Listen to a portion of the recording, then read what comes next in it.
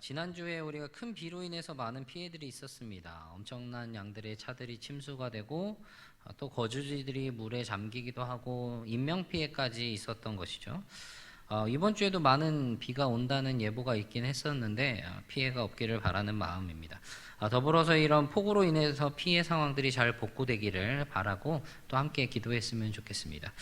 지난주에 이제 한산 이순신 장군에 대한 이야기를 하면서 난세영웅이라는 걸 이야기를 했었어요. 그러니까 우리가 이제 지금처럼 이런 어려운 시기에, 좀 힘든 시기에 이 어려운 상황들을, 힘든 상황들을 해결해 줄 누군가를, 우리 삶의 그 여정 속에서 힘들고 어려움 속에 무너져 있을 때 우리를 다시 일으켜 세워줄 누군가를 우리가 간절히 바라게 됩니다. 그럼 우리가 바라는 그 누군가는 누구여야 할까? 우리가 누구를 바라야 할까? 그런 생각을 해보게 되는 것이죠. 지난주에 우리가 사사기 1장을 통해서 사사 시대, 사사기에 대한 그 전반적인 배경에 대해서 간단히 나누었습니다. 그러면서 지난주 설교에서 나누었던 것이 사사기를 통해서 계속해서 던져주고 있는 질문, 그것이 무엇이라고 했었죠? 과연 이스라엘은 하나님의 언약에 충실할 것인가? 이 하나님의 언약의 땅 가운데 하나님의 언약을 충실히 지키면서 할 것인가?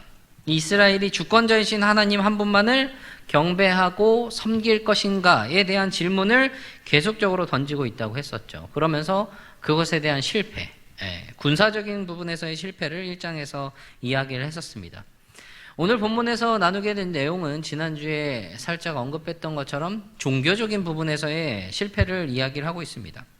그런데 이제 지난주에 나누었던 군사적인 부분에서의 실패와 오늘 나누게 될 종교적인 부분에서의 실패가 전혀 무관하지 않다는 것이죠. 이것들은 사실은 두 가지는 굉장히 긴밀하게 연결이 되어 있습니다. 오늘 본문 2장에 보면 6절에 다시 한번 이제 여호수아라는 이름이 언급이 되고 있습니다. 여호수아가 살아있던 시절을 이야기를 하고 있는 것인데요. 여호수아가 살아있을 때는 이스라엘 자손들이 각자의 기업으로 땅을 차지했다고 그렇게 이야기를 하고 있습니다. 그리고 그들은 여호와를 섬기고 있었습니다. 오늘 2장 7절에 보면요, 이렇게 말해요. 백성이 여호수아가 사는 날 동안과 여호수아 뒤에 생존한 장로들, 곧 여호와께서 이스라엘 위하여 행하신 모든 큰 일을 본 자들이 사는 날 동안에 여호와를 섬겼더라 라고 이제 이야기를 하고 있는 것이죠. 여호와를 섬겼다라고 이제 말을 한다는 거예요. 여호와께서 이스라엘 위해서 하셨던 큰 일이 있습니다. 요단강을 건너게 하셨어요. 그리고 요단을 건너서 이스라엘이 그곳에서 요단 한가운데 돌을 세웠고, 그 다음에 거기서 가져온 돌을 또 길갈이라는 곳에서 돌을 세웁니다. 거기서 할례를 행하게 되죠. 신앙으로 충만했던 이 이스라엘의 모습을 보여주고 있었던 것입니다. 그리고 나서 이스라엘이 하나님의 명령대로 어디를 점령을 하죠? 여리고 성을 점령을 합니다. 하나님의 전적인 그런 구원의 역사가 있었던 곳이죠. 근데 이제 이 여호수아가 죽습니다. 110세에 죽었다고 이야기를 해요. 그리고 이스라엘 자손이 여호수아가 속한 지파가 에브라임 지파인데, 이 에브라임 지파에 속한 지경에 이 여호수아를 장사합니다. 그런데 여호수아가 죽고 난 후에 참담한 일이 벌어져요. 그게 10절입니다. 그 세대의 사람도 다 그 조상들에게로 돌아갔고, 그 후에 일어난 다른 세대는 여호와를 알지 못하며 여호와께서 이스라엘 위하여 행하신 일도 알지 못하였더라. 후에 다른 세대들 여호와를 알지 못했다라고 언급을 하고 있는 것입니다. 왜 그랬을까 하고 한번 생각을 해보면 한 두 가지 정도를 생각을 해볼 수 있을 것 같아요. 하나는 이제 윗세대들이 이 여호와 신앙을 제대로 전수를 하지 못한 것이죠. 또 다른 하나는 그 후의 세대들이 이 여호와 신앙을 받아들이려 하지 않았던 것. 그런데 이 두 가지 모두 좀 의아한 생각이 드는 거예요.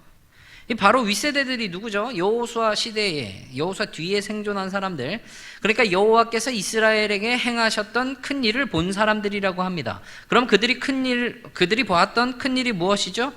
요단을 건너게 하셨던 일, 여리고를 무너뜨리셨던 일, 가나안 족속들과의 그 전투 속에서 해를 멈추시고 그 큰 전투 속에서 다 이기게 하시는 그런 모습들, 자연까지도 다스리시는 모습을 보여주셨단 말입니다.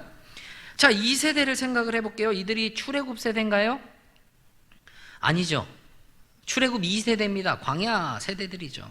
애굽에서 하나님께서 행하셨던 그 큰 일들, 10가지 재앙과 홍해를 가르셨던 그 일들을 듣기만 했었던 이들이라는 겁니다. 그런 그들이 이 요단강에서 그리고 여리고에서 가나안 땅에서 하나님께서 행하신 큰 일들을 보았다는 것이죠. 그런데 이 광야 세대가 죽고 난 후의 세대, 여호와를 알지 못하고 여호와께서 이스라엘 위하여 행하신 일도 알지 못했다? 자, 그럼 이게 그렇다는 말은 한 세대 만에 여호와를 알지 못하게 되었다는 말인데 너무나 의아한 말이죠. 한 세대 만에 잊어버렸다는 거예요. 이스라엘 민족이요, 애굽에서 400년 동안도 알고 있었던 모습이 있는데 말입니다. 이것을 무엇이라고 말씀하시냐? 하나님께서는 이 세대가 여호와를 버렸다, 그렇게 말씀하시는 것을 보게 되는 겁니다.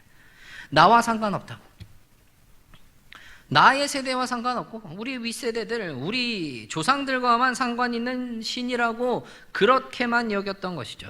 그럼 과연 이런 사태가 왜 벌어지게 되었을까? 11절부터 보면요, 본문을 보면 성경책, 여러분들 성경책 보시면 소제목이 이렇게 있잖아요. 그 소제목이 이렇게 말해요. 이스라엘이 여호와를 버리다. 좀 다르게 나온 분들도 계실 텐데 대부분 비슷하게 나올 거예요. 이스라엘이 여호와를 버리다.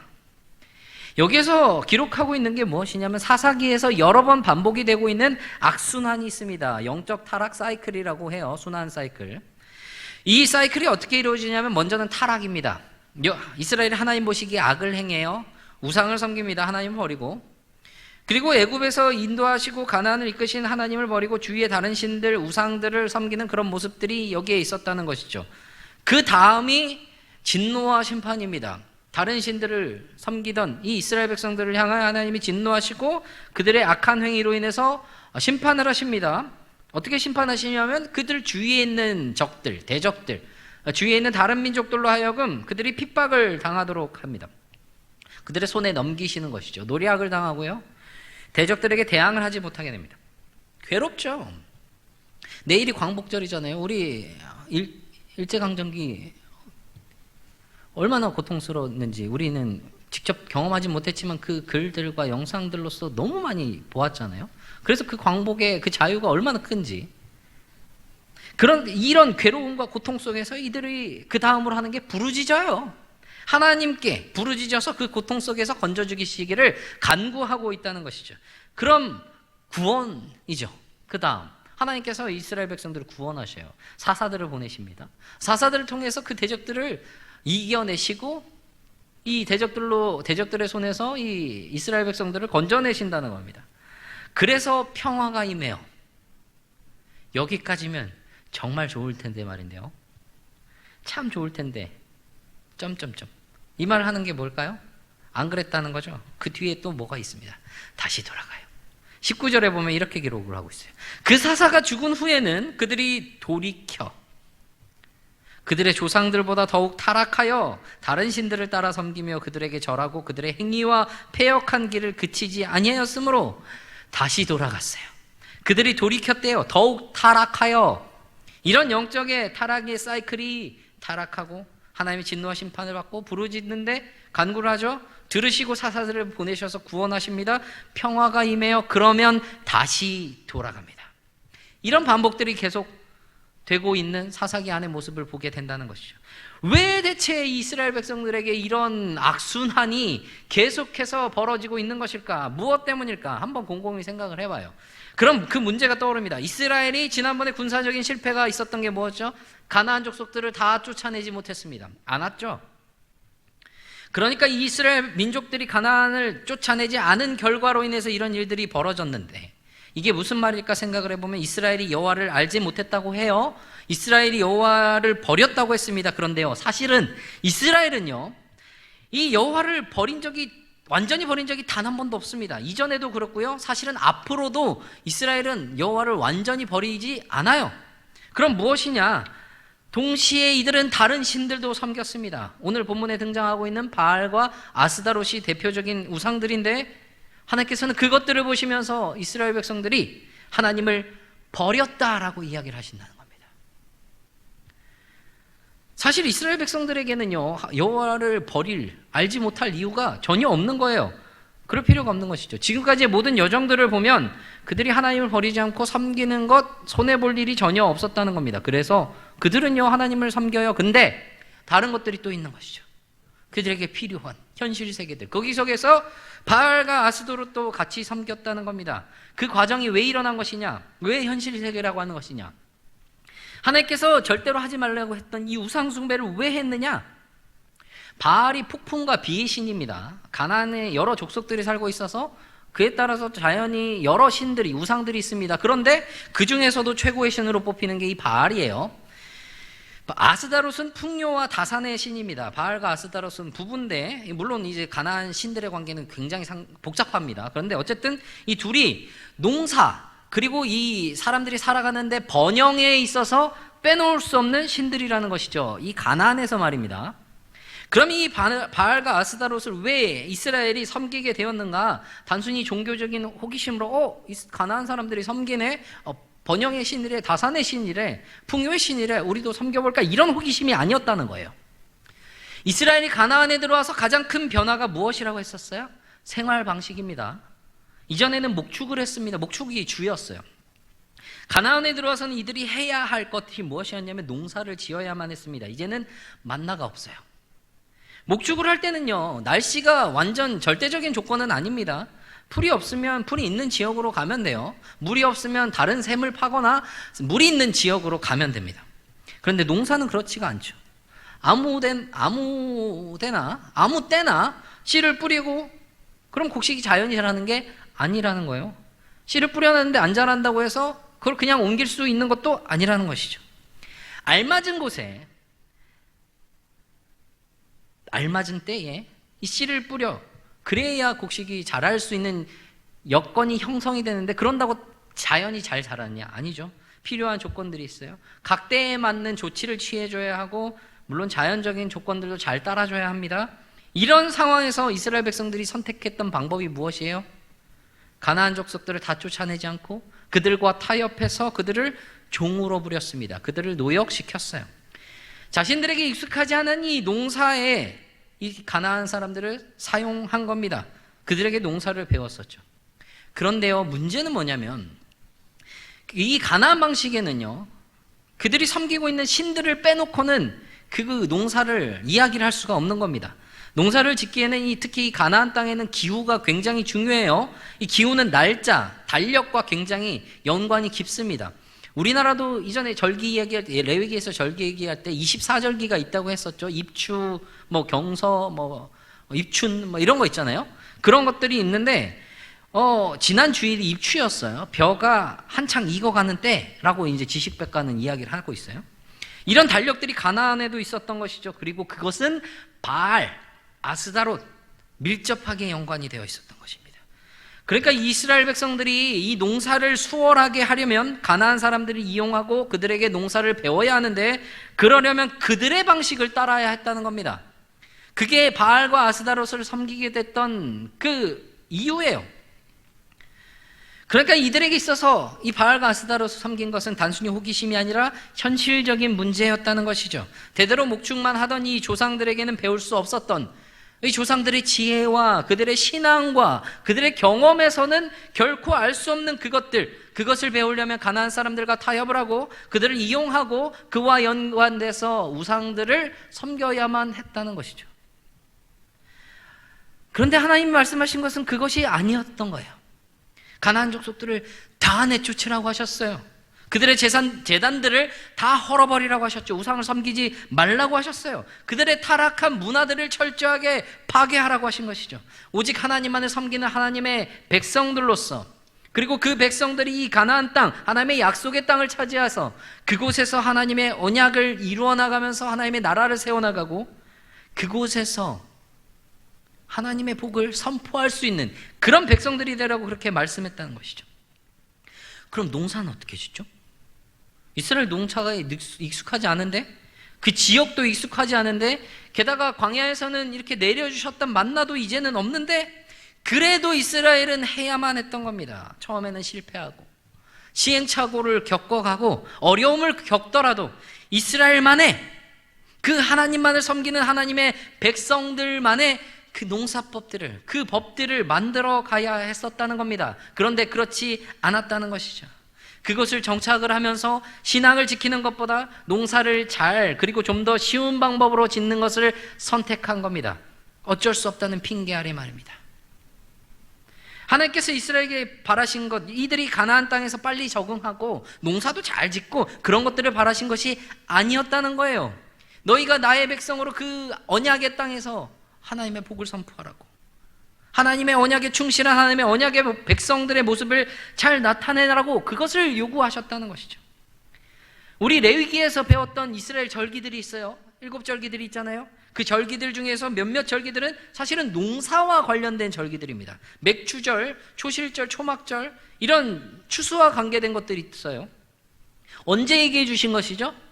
광야에서, 농사를 전혀 지을 수 없는 그 광야에서 이미 농사에 관한 절기들을 이야기를 하셨다는 거예요. 그것을 지키도록 하셨다는 것이죠. 그럼 그 안에 담겨진 추수할 수 있게 될 그것들을 분명히 담아두셨는데, 가나안의 그 문화와 그 우상의 절기들이 아니라 하나님의 절기들과 하나님의 그 방법들을 그 언약의 땅에서 세워나가기를, 그래서 그것을 통해서 이 가나안 땅에도 여호와 신앙으로 가득 채워나가기를 그것을 바라셨다는 거예요. 그러나 이스라엘은 그렇지 못했다는 겁니다. 가나안 족속과 타협했고, 그것은 그들의 농사뿐만이 아니라 우상 숭배까지도 타협을 함께 한 겁니다. 그렇게 그들은 하나님을 잊어버린 자들이 되었던 거예요. 그런 그들의 모습이 결국 하나님을 버리고 우상을 섬기는 그 타락의 모습을, 그리고 뒤에 연결되어서 악순환, 영적 타락 사이클이 계속 반복되는 안타까운 모습을 보여주게 되었던 것이죠. 그런데요, 이전에 이들에게도 기회가 있었습니다. 전반부에 여호수아 얘기를 했었어요. 길갈을 이야기를 했었죠. 이스라엘 백성들이 할례를 행했던 그 길갈, 가나안 정복 전초기지로 사용했던 이스라엘 신앙으로 충만한 모습을 보였던 그곳이 2장 앞부분에 언급이 됩니다.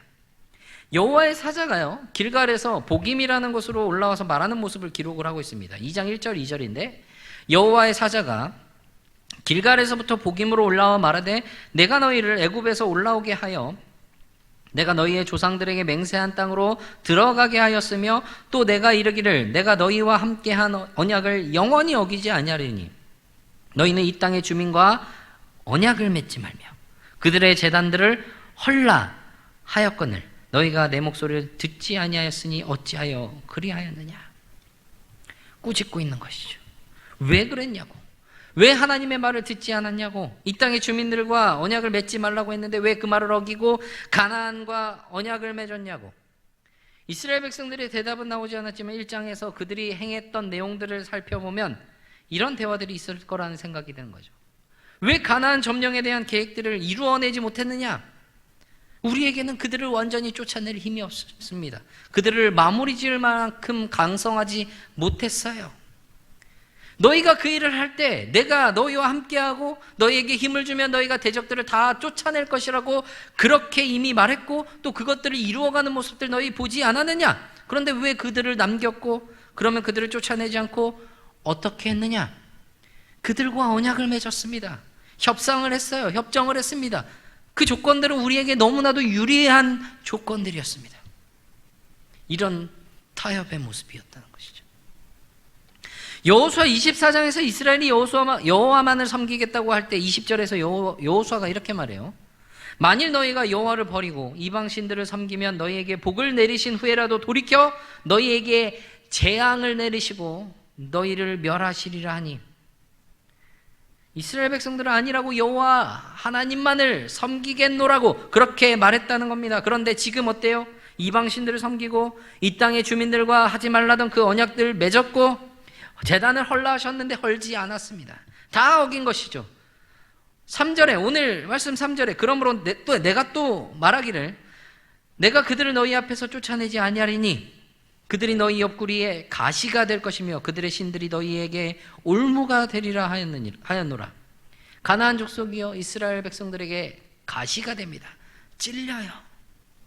그들의 우상들이, 신들이 이스라엘의 올무가 됩니다. 옴짝달싹할 수 없게 올가맨다는 겁니다. 어떻게 해야겠어요? 돌이켜야겠죠. 지금이라도 돌이켜야 했던 겁니다.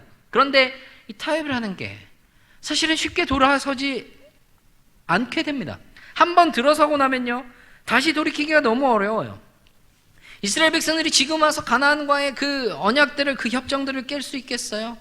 아니, 지금까지 같이 농사 잘 지어놓고 바알과 아스다로 섬기고 다 해놓고 이제 와서 갑자기 왜 그러냐고. 아니, 그것도 그건데 지금까지 편하게 같이 농사 짓고 그런 편한 것들, 유리한 것들 그렇게 다 버려버릴 수 있느냐? 그게 너무나 힘들다는 겁니다. 그렇다고 그럼 그냥 계속 타협해 나가면서 점점 그렇게 그 안에 동화되어 갈 것이냐? 그럼 어떻게 되겠습니까? 그 가시는 더 커집니다. 아예 찔려와요. 뚫어버릴 겁니다. 울무는 더 강하게 조여올 겁니다. 우리 삶에도 이런 경험들 해본 적 있잖아요. 우리의 신앙 그런 것들과 다른 것들 잠시 타협했는데 그 타협이 한 번에 그쳐버리는 경우를 보기 어려웠습니다. 자꾸 이어져가는 그런 모습들을 보게 되는 것이죠. 그렇다고 그냥 둘 수는 없는 것이죠. 그래서는 안 된다는 거예요. 이스라엘 백성들이요, 여호와의 사자가 그렇게 그들을 꾸짖고 말했을 때 큰 소리로 웁니다. 그래서 그 장소의 이름을 보김이라고 했어요. 그리고 여호와께 제사를 드려요. 그런데 변화는 없었습니다. 안 변했다는 거예요. 가나안의 언약 깨지 않고 그대로 이어갔고 그들의 제단들을 허는 일 하지 않았습니다. 그들과의 공존, 그 타협을 계속해서 이어갔다는 것이죠. 그 결과가 17절에, 오늘 본문 17절에 말하는 것처럼 그들이 그 사사들에게도 순종하지 아니하고 오히려 다른 신들을 따라가 음행하며 그들에게 절하고 여호와의 명령을 순종하던 그들의 조상들이 행하던 길에서 속히 치우쳐 떠나서 그와 같이 행하지 아니하였더라. 영적인 음행, 하나님을 버렸다는 거예요. 그런데요, 그렇게 하나님을 잊고 우상을 섬기고 타협했던 그들, 하나님께서는 그들을 잊지 않으셨습니다. 그들의 울부짖음을 들으시고 사사들을 보내셔서 그들을 구원해 주셨어요. 애굽에서도 일하셨던 하나님, 광야에서도 일하신 하나님, 가나안 땅에서도 분명히 일하셨습니다. 그들에게 그것을 분명하게 나타내셨어요. 이래도 하나님을 모르겠느냐? 하나님이 있겠느냐? 그럼 이제 하나님을 알겠느냐? 그렇다면 여호와께서 전능하신 하나님임을 믿느냐? 역사의 주인이심을 믿느냐? 그 질문들이 계속해서 던져지고 있다는 거예요. 그들이 잊어버리고 다른 신들을 섬기다가 진노의 심판을 겪을 때 부르짖어서 구원을 간구하는 분이 결국 누구였습니까? 여호와 하나님이었어요. 그들을 구원하실 수 있는 분 누구십니까? 여호와 하나님 한 분뿐이라는 겁니다. 그걸 왜 모르느냐? 왜 잊었느냐? 그렇게 물으신다는 거예요. 그러면 하나님을 안다면, 하나님을 믿는다면 왜 그렇게 행동을 하는가? 왜 돌이키지 않고 하나님의 백성으로서 바른 모습으로 변화되려 하지 않는가? 이 질문들이 지금 우리에게도 던져지고 있는 겁니다. 이 시대를 살아가고 있는 가운데 우리가 우리의 신앙과 다른 것들, 우리의 이 현실 세계와의 그 선택의 기로에 있을 때 우리가 무엇을 더 우선시하고 있는가? 광야에서 만나를 주시고 먹이셨던 하나님, 그 모든 대적들에게 승리하게 하셨던 하나님, 가나안에서도 농사를 지을 때 그들에게 결실을 주시지 않겠는가? 초실절, 처음 맺힌 열매들, 맥추절, 초막절, 추수할 것들, 이게 얘기하셨는데 그들의 대적들 다 쫓아내지 못하도록 하시겠느냐? 하나님 여리고 무너뜨리셨고 아이성을 그리고 여러 성들을 침략하게 하시면서 연합군들을 다 이기게 하시고 그들의 모든 기세들을 다 꺾으셨던 그 모습들을 분명하게 보여주고 있는데 이스라엘이 그 잊었던 모습들이 그것이었습니다. 그럼 우리는 우리 삶의 현장 속에서 그것을 잊지 않고 있나요? 만약에 잊지 않고 있다면 그것을 우리가 어떻게 나타내고 있습니까? 그것을 깊이 생각해 봐야 한다는 것이죠. 우리 스스로에게 그 질문을 던져봐야 한다는 겁니다. 그 대답 속에 우리에게 이런 확신이 있길 바랍니다. 하나님께서 이 모든 세상을 다스리시는 전능하신 하나님이시라는 확신을 말이죠. 살아계신 하나님께서 우리의 삶 또한 다스리시고 계시다는 그 확신을 말입니다. 때로는 우리가 타협을 버리고 신앙의 모습을 택하며 살아갈 때 그래서 분명히 우리에게 어려움이 겪게 될 수 있게 되더라도 그 안에서 우리에게 약속하신 그 복을 하나님의 백성들에게 약속하셨던 그 은혜가 분명히 나타난다는 그 사실을 확신하는 우리가 되기를 바란다는 것이죠. 여호와 하나님께서 전능하신 하나님이시라는 사실을 믿는가? 그럼 그 사실을 믿는 우리는 어떻게 살아가야 하는가? 그 질문에 대한 답을 할 때라는 것입니다. 그럼 우리가 누구를 붙들어야 할까요? 분명히 우리는 알고 있습니다. 그러면 우리의 삶의 모습에서 그것이 나타나야 한다는 것이죠. 전능하신 하나님께 대한 그 확신 가운데 우리가 타협이 아니라 신앙을 택하며 살아가는 그런 우리의 모습으로 우리에게 약속하신 그 복을, 그 은혜를 누리시기를 간절히 바랍니다.